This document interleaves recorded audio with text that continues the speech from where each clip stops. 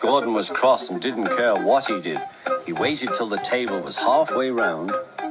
I'll show them, he hissed. He moved slowly forward to jam the table, but he couldn't stop himself and slithered into a ditch. Ooh, she hissed. Get me out! Get me out! Not a hope, said his driver and fireman. You're stuck, you silly great engine. Don't you understand that? They telephoned the Fat Controller.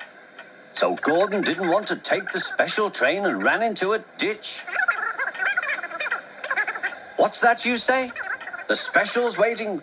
Tell Edward to take it, please. And Gordon? Oh, leave him where he is. We haven't time to bother with him now. On the other side of the ditch, some little boys were chattering. Coo, doesn't he look silly? They'll never get him out. They began to sing. Silly old Gordon fell in a ditch, fell in a ditch, fell in a ditch. Silly old Gordon fell in a ditch, all on a Monday morning. Gordon lay in the ditch all day. Oh dear, he thought, I shall never get out.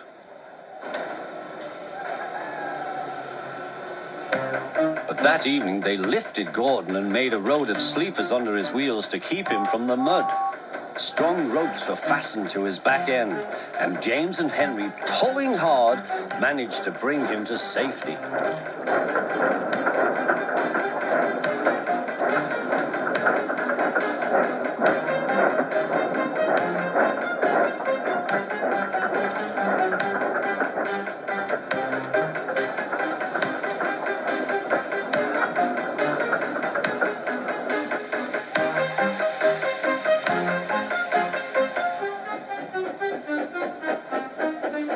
Late that night, Gordon crawled home, a sadder and wiser engine.